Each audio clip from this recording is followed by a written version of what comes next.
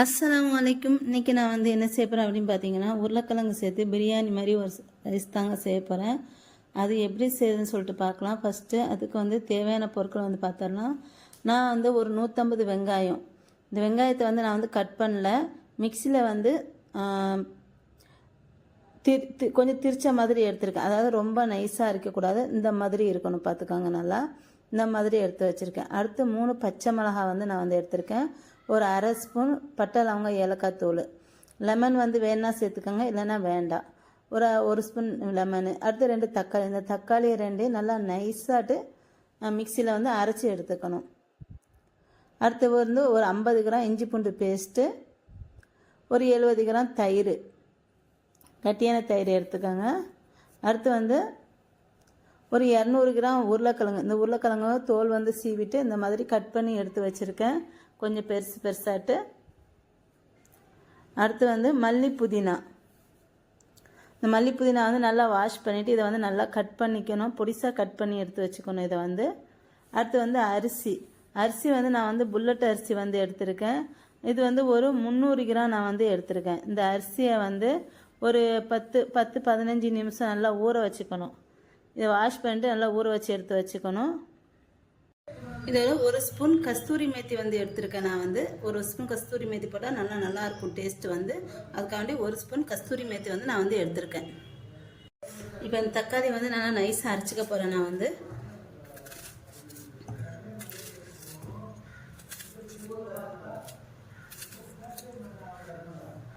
இப்போ தக்காளி வந்து நல்லா அரைச்சிட்டேன். இப்போ இது எல்லாத்தையும் எப்படி செய்யறதுன்ட்டு பார்க்கலாம். இப்போ நான் வந்து ஒரு பேன் வச்சுருக்கேன். இதில் வந்து வீட்டில் காய்ச்சின நெய் வந்து ஒரு 2 ஸ்பூன் வந்து நான் வந்து சேர்த்துக்கிறேன். 2 ஸ்பூன் நெய். அடுத்து வந்து எண்ணெய் கொஞ்சமாக ஊற்றிக்கிறேன். இப்போ இதை காஞ்சதுக்கப்புறம் வெங்காயம் சேர்த்துக்கிறேன்.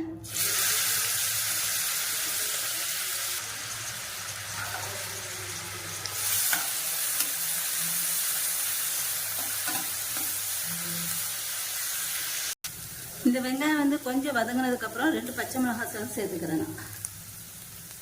சேர்த்துட்டு இப்போ 2 சேர்த்து நல்லா வதக்கிக்கணும்.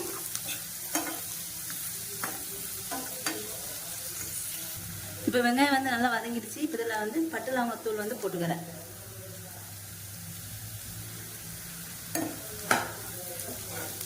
அடுத்து இஞ்சி பூண்டு பேஸ்ட்டு 50 கிராம் இஞ்சி பூண்டு பேஸ்ட்டு போட்டுக்கிறேன்.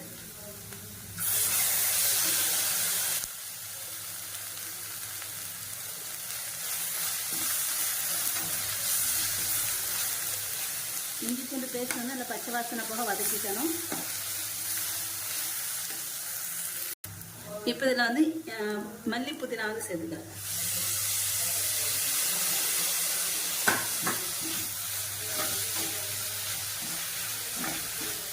அடுத்து இதில் மஞ்சள் தூள் வந்து சேர்த்துக்கிறேன்.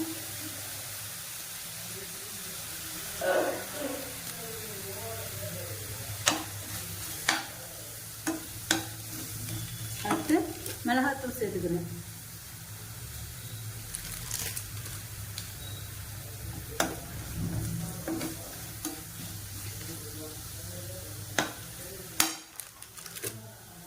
இப்போ தக்காளி வந்து சேர்த்துக்கிறேன், அரைச்ச தக்காளி.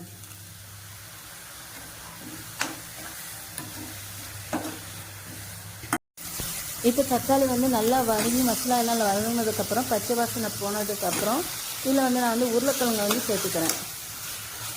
உருளைக்கிழங்கு சேர்த்துட்டு அடுத்து தயிர் வந்து சேர்த்துக்கிறேன். கஸ்தூரி மேத்தி சேர்த்துக்கிறேன். அது கிளறி விட்டுட்டு அடுத்து தயிர் சேர்த்துக்கிறேன். இப்போ இது எல்லாத்தையும் நல்லா கலந்து விட்டுக்கணும். இப்போ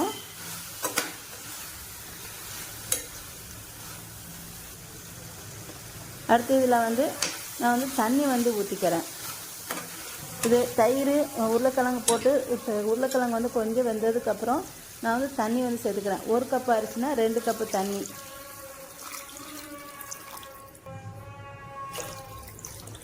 இப்போ 2 கப்பு தண்ணி ஊற்றியாச்சு. இப்போ இந்த தண்ணி வந்து கொதி வரணும். இப்போ இது வந்து லைட்டாக கொதி வரும்போது நான் வந்து இதில் வந்து தேவையான அளவு உப்பு வந்து சேர்த்துக்கிறேன். அடுத்து தண்ணி கொதி வந்துருச்சு. இப்போ இதில் அரிசி வந்து நான் வந்து சேர்த்துக்கிறேன். தண்ணி வந்து நல்லா வடிச்சிட்டு அரிசியை வந்து சேர்த்துக்கணும்.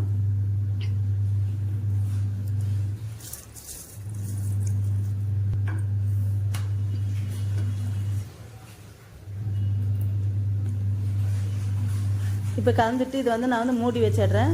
மூடி வச்சுட்டு கொஞ்சம் தண்ணி வந்து வத்த ஆரம்பிக்கும் போது நான் ஒரு டைம் கிளறி விட்டுட்டு திரும்ப வந்து மூடிக்கிறேன். இப்போ இதை நான் வந்து தம்மில் வந்து போட்டதான் தண்ணி நல்லா வத்திடுச்சு. இப்போ இதை தம்மில் போட்டாரேன்னா இப்போ பாருங்க சாப்பாடு வந்து ரெடி ஆயிடுச்சு. இது லைட்டாக சேர்ந்தாக்க தான் இருக்கும், ஆனால் டேஸ்ட் வந்து சாப்பாடு வந்து ரொம்பவே சூப்பராக இருக்கும். இது வந்து கண்டிப்பாக ட்ரை பண்ணி பாருங்கள்.